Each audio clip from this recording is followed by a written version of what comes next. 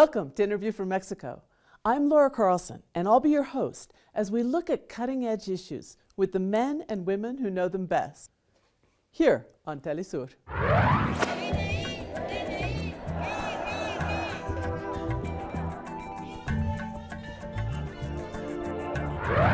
Mexico's political campaign is already in full swing, despite the fact that the formal electoral process hasn't even begun. The ritual that happens every 6 years stirs up the entire country, with candidates slinging mud at each other and trying to take down the opposition. This year seems to be no exception, except for the historic candidacy of Marichuy, María de Jesús Patricio, the first indigenous woman to run for the presidency of Mexico. Marichuy is not running to occupy the presidential palace. She's running to raise issues that are normally shunted aside during the traditional political campaigns. On this program of Interviews from Mexico, we have the honor of talking to Marichuy about her projection into the limelight, the goals of her candidacy, and why Mexico's indigenous movement decided to participate in the formal electoral process. Join us.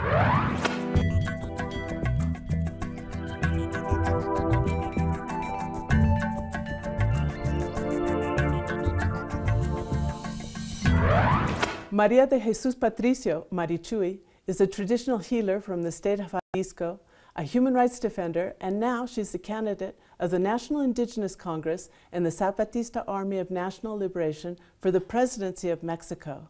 She's currently gathering signatures to be an independent candidate on the ballot. Marichuy, thank you so much. It's an honor to have you here on Interviews from Mexico. Of course, good afternoon. I want to start out with the obvious question. Why run for the presidency of Mexico? It stems from our experience as Mexico's indigenous peoples in an organization that we have built and developed since 1996, which responded to a call from our brothers and sisters Zapatistas, the Zapatista Army of National Liberation, and that gathers together the majority of the indigenous peoples of Mexico. We built a forum to be in close contact, to keep in touch with each other, to walk together, to keep looking for ways to help each other, other inner struggles that we're involved wherever we are. So now that we have been around for 20 years as a National Indigenous Congress, we completed 20 years and we held our 5th Congress. We analyzed the situation in our communities, and we were saddened to see that our communities were worse off than 20 years ago. That there was more looting in our territories with the mega projects that are being imposed by the capitalist system. And these projects, they're just bringing destruction to our communities. They are open pit mines, and the waste pollutes the water, so the fish have died, and for some communities, that was their main source of food, so it's bad. There's deforestation from highway construction without the consent of the communities. The wind farms that are in the isthmus of Tehuantepec that have also been rejected by the communities because instead of benefiting them, they are destroying. That is, their lands don't produce anymore. The hydroelectric dams, the rivers that feed some communities and give them life, they're channeling them into dams. They're expropriating their resources. So these are some of the huge problems that are facing Mexico's indigenous peoples, and it also affect other sectors. But traditionally, and for many years, for example, the Zapatistas and other indigenous communities have taken a path of autonomy. They've cut off ties from the Mexican political system and from the Mexican government, including to the point of not receiving aid from the government. So why now this decision to take part in the formal political process within the Mexican system? Precisely because all of these problems, we asked ourselves, where do we go from here? We've been organizing, we're defending ourselves, and with what we did every time, there were and are more and more deaths, more people being imprisoned, there are more forced disappearances. So, well, we decided that we needed to take a bigger step forward. So we discovered that this was one of the ways that we could do that, to make our problems visible, to say that we're here, the indigenous peoples, and that we don't agree with the strategies the capitalist system is using, right? That they use the communities during elections, that they come and bring us gifts. Unfortunately, that's what's happening in the villages, in the communities. I know that Chiapas is an exception and that it has demonstrated the level of organization that it has. But the rest of the communities have been bombarded by the different government projects and programs that only serve to destroy this kind of organization that they build up within. So we said we're going to participate in this electoral process to break into this political scene that belongs to the rich and that they're the only ones who control it. And they pass it among themselves. Whoever ends up winning, there's an agreement between them. That's what's obvious. So what we have to do is participate in this electoral process, which belongs to them, so that they will turn around and see our peoples. So the idea is to use the elections as a way to raise issues that have fallen off an agenda that's controlled by, as you say, by the rich and powerful. In that sense, as a candidate, are you asking people to vote for you, assuming that you get the number of signatures necessary to be on the ballot? Or are you asking people to view politics in a different way? Our participation is different. It's not because we want people to vote for us and to put us up there. Not at all.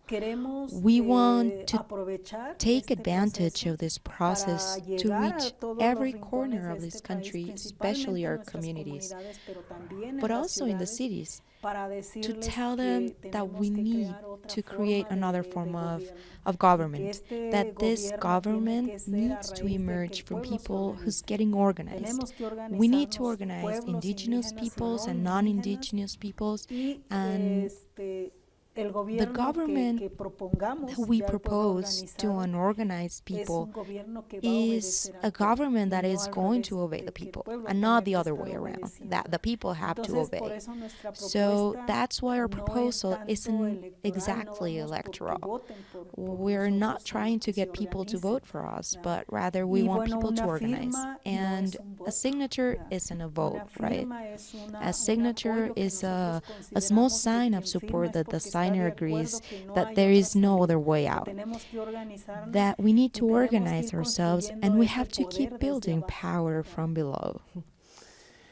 There are a lot of people who are seeing this as a very different campaign, and there's no doubt that it is from the very moment that it was suggested that you be a candidate, a collective candidate. You've described yourself many times, in fact, not as a candidate, but as a spokesperson. What is a candidate spokesperson in this context? Precisely, it's that our proposal is a collective proposal for an indigenous government council chosen by these very communities. It's a proposal that the National Indigenous Congress made, that this would be the proposal for a government instead of a person. So, since we can register the whole Indigenous Government Council, the council had to register one person, but this person, they decide to name a spokesperson. So I'm just their voice. And they are the government. They are our organizing proposal. That's how we think of it. It's like in the communities when they mandate a group of people who are the ones who are going to be the leaders. That's what we want to do, but on a large scale for all of Mexico. But as we're building this organization, we hope that is what comes into existence afterwards, a collective government, not just one person, but made up of various people, and that this government obeys the organized people. So I'm nothing more than the spokesperson. I'm not even going to be the one who ends up there. It's going to be them, right? This is a huge change for Mexico, because Mexico is a presidentialist country where so much power is concentrated in the presidency and in the person of the presidency. So to talk about this as collective is really changing the terms of how we understand governing. In that sense, can you tell us a little bit more about the Indigenous Council? How many are there? Where do they come from? And how do you make decisions within this campaign? The Indigenous Government Council, right now, there are 157. And that might be broadened, right? Because there are various communities that are starting to approach us and that are naming their representatives. They are named through assemblies in the communities themselves. They are sent with a mandate from their communities. So they are charged with becoming part of this Indigenous Government Council. What for? To occupy this post to be a government for the communities. And well, now they're working on, they have 9 working groups that they have considered that from there they could begin working on something. Well, something more real, and there are 9 issues that we figured were the most important that affect indigenous communities and non-indigenous communities. They are land and territory, justice, autonomy, women, young people, migrants and displaced people, differently abled people, sexual diversity, labor and exploitation. We figured these were 9 important issues to move on and build something real from our communities. In some communities, they've already been working for years, and not just now. And this further enriches that work. And these issues were put forward from the Indigenous Government Council, and they're going to be further enriched as we move forward. It's not like the Indigenous Government Council just said, here's our work plan and this is how it's going to be. No, it's a proposal, and it has to be enriched little by little along the way through this process of construction with the participation of all. This council arises then in the context of the national elections and the decision to participate in this way. What happens after either in February when the cutoff for having signatures, 800,000 signatures comes, and if the candidacy doesn't make it onto the ballot, or if after the elections you lose the elections, is there a plan to continue with this form of organization? Exactly. Our proposal isn't electoral. It's an organizing proposal that goes way beyond 2018. Right now, what we're doing is to take advantage of the opportunities that you offer us to spread the work, which is what we really want. And thanks to the media like you that open the door to us, we can explain to people so they can understand better why we're participating. So we think that this building organization has already started. We've already started, and we're traveling to the communities that we haven't gotten to yet. And we have to continue doing that. We're going to continue whether we get enough signatures or not. Even though right now we're saying that we're going to put a lot of effort into getting the signatures because there's still time. But we know it's difficult, and we have a big disadvantage because the application is very slow. It hasn't helped us very much. Sometimes it takes 6 hours to send the signatures in, and they need to download them for us to be able to send more signatures. In some communities, sometimes there's no cell phone service, so we have to go to a place where there is service and send them in. There are municipalities that the National Elections Institute declared to be highly marginalized. Well, they flag very few communities. Based on what we see, there are many more municipalities. Here you're allowed to gather the signatures by making a copy of a voter's ID card and getting a signature on paper. But well, there are places where they don't even have electricity. We can't ask people to give us their ID cards and take them somewhere else to photocopy them. So yes, there are various elements against us. But in spite of that, we're going to enter into their process that, that they already have set up with its vices and everything. So right now we're working as hard as we can. We want to do the best we can to get enough signatures. Members of civil society are helping us, which is made up of non-indigenous people, but people who are willing to help us. They just designed us an orientation webpage about how you can volunteer to help us gather signatures. The page is called yourvoiceismyvoice.mx. It's a way for anyone who wants to help to easily find the webpage and receive orientation. So that's why we consider that the signatures aren't votes. They're signatures, and we believe that they represent people who support our proposals and our project. And most important, that this isn't just about now, about 2018. Well, the signatures are.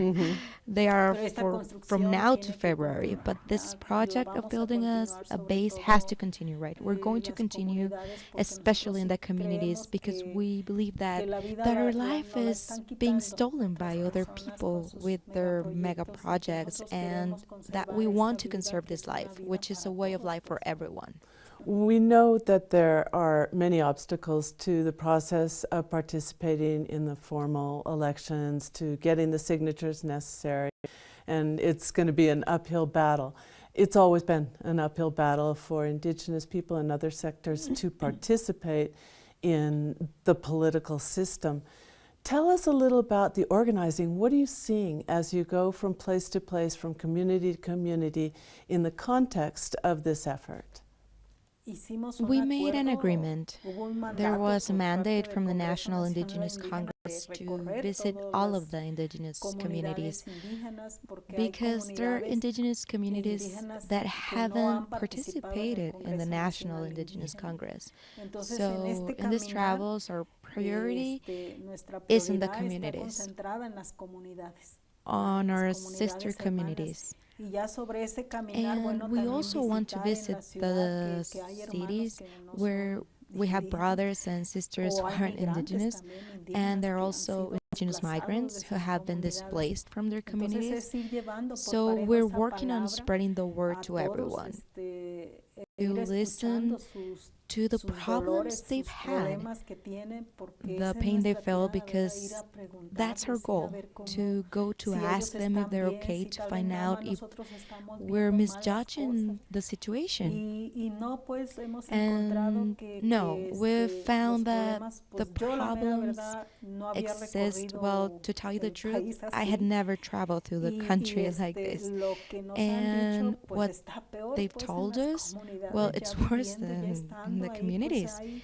When you're there seeing it, it's really powerful. They've been abandoned, forgotten by the governments, local governments, and state and federal governments.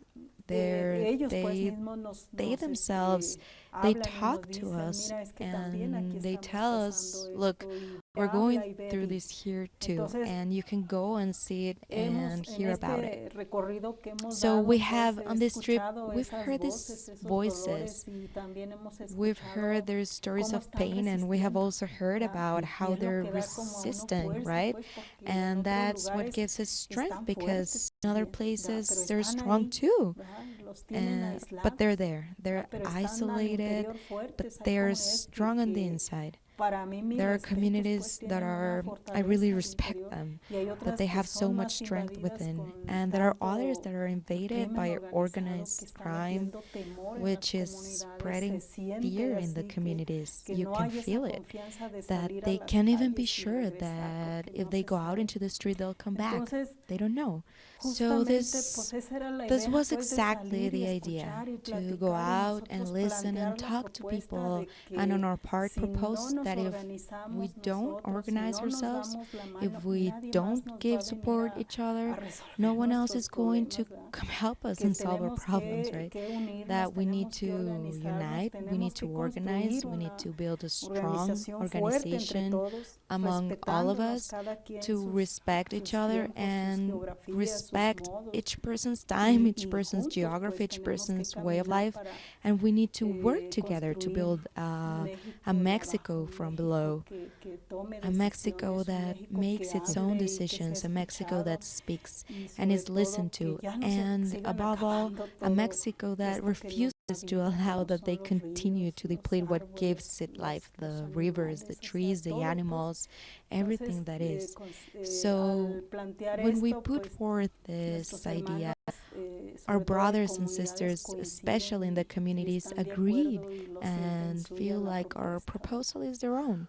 We're so used to, especially in the context of elections, the idea that one person, one political party, one proposal is going to come along and resolve all of our problems. In fact, those are the campaign promises that are made. And what you're saying here is that your candidacy is based on telling people to resolve your problems, you have to get organized.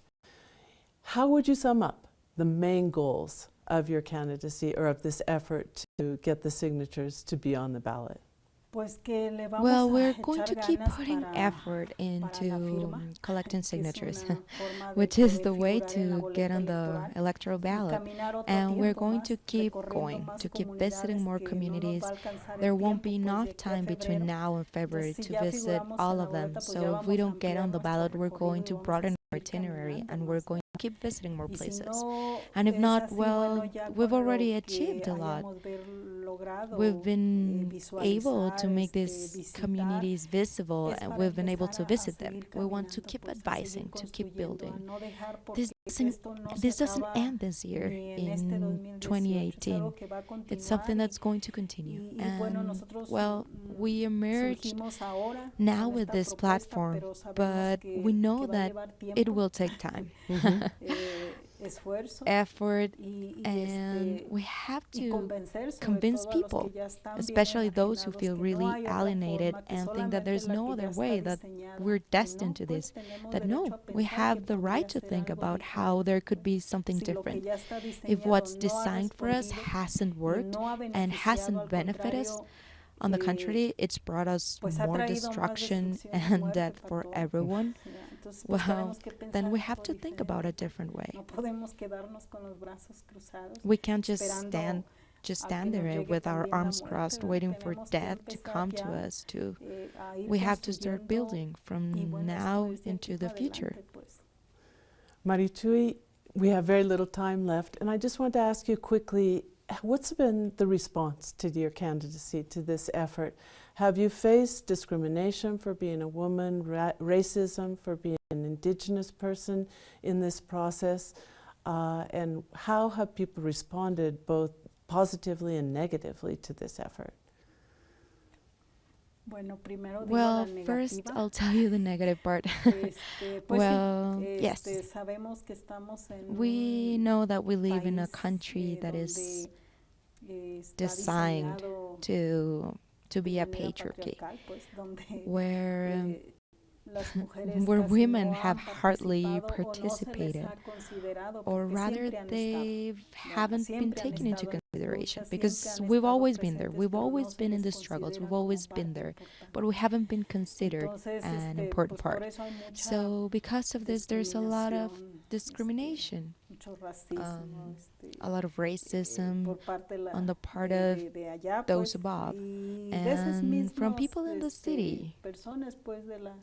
But I think it's a reflection of what they put in our heads, and that shouldn't discourage us as women, because, well, we don't have to just stay at home taking care of the kids and the husband. We have to be a team and participate in this new grassroots organizing project that we're building. If women don't participate, it won't be any good. It will just be more of the same. So that's why we believe it has to go hand in hand, not men on top or women on top. We have to work together to build the new Mexico from below. And well, what we've found in our travels is that we're accepted. It has been useful as a way of motivating many people, and not only our brothers and sisters from indigenous communities, but also in the cities. They've said things like, Marichuy, you're just not just a spokesperson for indigenous peoples anymore, you're also our spokesperson. In some places where women's organizations or workers' factories have approached us and they identify with our proposal. So I think that well, the positive part that we're generating makes up for all the negative part. And well, it's not much, but that's how we're going to build this little. And well, we know that we're going to face more discrimination, but that's not going to stop us. Marichuy, thank you so much for being with us. Definitely a new way of looking at Mexican politics. It's been an honor to talk with you.